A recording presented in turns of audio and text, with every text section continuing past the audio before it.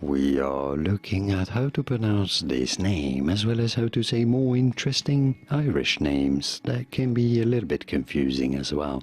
So make sure to stay tuned and consider subscribing for more learning. How do you say it?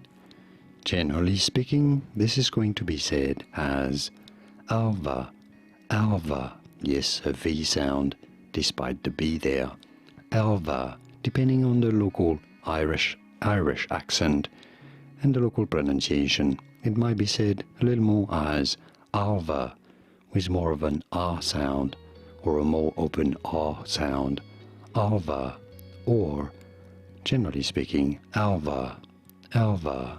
And now you know it all. Here are more videos on how to pronounce more interesting names from Ireland whose pronunciations aren't always obvious. I'll see you there to learn more. Thanks for watching.